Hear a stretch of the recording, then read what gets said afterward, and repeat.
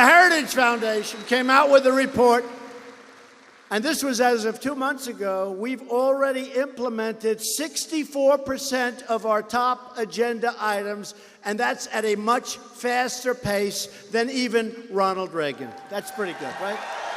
Trump continues to act like he's never heard of the Heritage Foundation.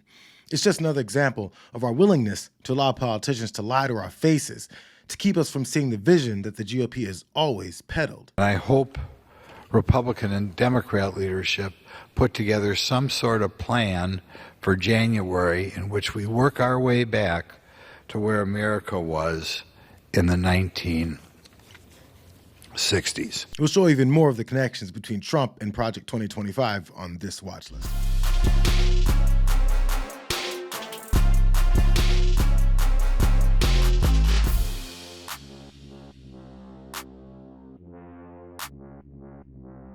The critical job of institutions such as Heritage is to lay the groundwork, and Heritage does such an incredible job at that. This is a great group, and they're going to lay the groundwork and detail plans for exactly what our movement will do and what your movement will do when the American people give us a colossal mandate to save America, and that's coming. That's coming. After the Heritage Foundation president got too jazzed up on the idea of spilling the blood of his political enemies, Trump's original plan to simply say he's never heard of the Heritage Foundation or Project 2025 isn't working, as it's suddenly become a highly researched topic. Google searches over the last month.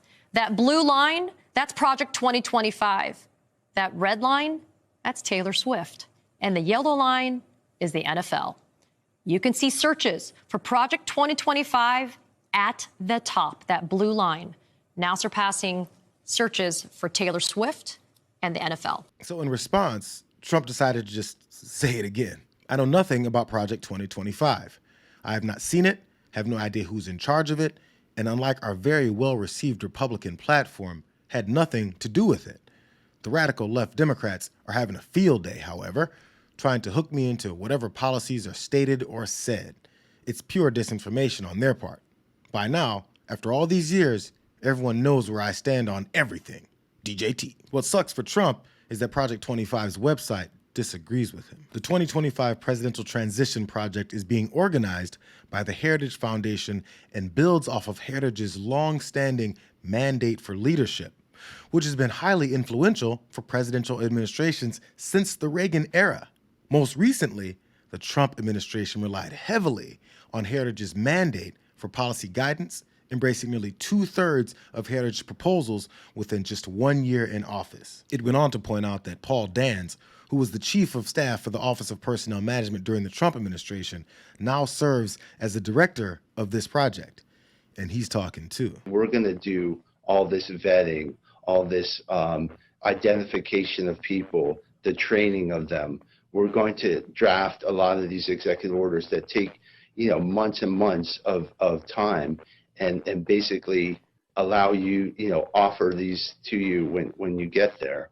So ultimately, yes, I think, President Trump's very bought in with this. We're fortunate to have John McEntee, who many of your listeners may know helmed the Office of Presidential Personnel in what I would call the fourth quarter of the first term of Trump. But he is one of our senior advisors. He said President Trump is very bought in with this and talks about some of the other Trump officials that helped them craft this transition to fascism. But there are many more. Former President Trump tried to distance himself, posting, "I know nothing about Project 2025. I have no idea who is behind it." Despite that claim, watchdog groups say around 80% of Project 2025's contributors are former Trump staffers, including Director Paul Dans, who served in the Office of Personnel Management. Former Special Assistant Spencer Chrétien is Associate Director. Peter Navarro, a former Trump official now in prison after a contempt of Congress conviction, wrote a chapter on trade policy. Former Acting Defense Secretary Christopher Miller writes a chapter on the Department of Defense. And Trump campaign spokeswoman Caroline Leavitt appears in a Project 2025 training video. Assistant Press Secretary. These are a lot of key people had a lot of high-level positions in the Trump administration. I think at this point, it's time we all stop playing this game of debating whether or not Trump has any idea who's working on this, since the evidence is overwhelming that he does. One of his VP hopefuls tried one last Hail Mary by tossing this heaping pile of bullshit at the wall just to see if it sticks. This is the craziest fear tactic they're using right now. I think most Americans couldn't care less about Project 2025. I reviewed a lot of it. There's some good ideas in there, Rob. There's some things that I disagree with. But most importantly, it has no affiliation with the Trump campaign. The left is trying to make a major news story about the fact that a conservative nonprofit is engaging in public policy work, even though that nonprofit doesn't have an affiliation with the Trump campaign. It just goes to show how little they have to run on. And with no journalists around to ask which of those policies J.D. Vance agrees and disagrees with, their half-assed attempts at distancing are coming down to claiming that Trump has his own plans called Agenda 47, which is significantly similar to Project 2025. Project 2025 wants to gut civil service, putting far more roles in federal government in the hands of a president as political appointees, which would erode checks and balances. Trump, for his part, tried to do the same in 2020, shortly before losing the election, an idea known as Schedule F. Now remember, this is one of the main aspects of Project 25's goal of establishing a government that will work in the interest of advancing policy that ignores really anyone else except for Donald Trump, where they'd fire tens of thousands of federal employees and replace them with blind loyalists. Trump world is denying that they want to do this under Heritage's plan, but endorse it under the alias of Schedule F. So what's that? In October 2020, the Trump administration issued an executive order that would have stripped protections from civil servants perceived as disloyal to the president and encouraged expressions of allegiance to the president when hiring. This effort is referred to as Schedule F, because that was the name of the new employment category that the executive order created. Keep Project 2025 in mind while you guys hear the rest. Because Trump did not remain in office, it's unknown how many federal employees his administration would have swept into Schedule F, or how many would have been fired and replaced. Experts have put the possible numbers in the tens or hundreds of thousands. The Trump official credited with the idea to create Schedule F estimated that it could apply to as many as 50,000 federal workers. Some Trump allies told Axios it would not be necessary to fire that many workers because firing fewer would produce the desired, quote, behavior change. So, separate from the revelations that are coming out about Project 25, Trump's immediate plans are oddly similar. Trump has announced his intention to reissue Schedule F on day one of his next administration. During his first term, government employees were frequent targets of public insults, threats, and retaliation. Echoing Trump, other elected officials have advocated firing every single mid-level bureaucrat and made campaign promises to begin slitting bureaucrats' throats on day one. And the most obvious part, which everyone has heard him say countless times, Trump has made it clear in countless ways that if he were to win the presidency again, he would expect total loyalty from cabinet secretaries down to the most junior agency employees. We have unbelievable people that are going to go in and people that are loyal to our country. I don't know about Mike Pence. He should endorse me. He should endorse me. You know why? I chose him, made him vice president. But people in politics can be very disloyal. They said, sir, please don't hit him so hard. Why? He's a Republican. Who the hell cares? You care? Who cares if he's a Republican? Why, he's a Republican, sir.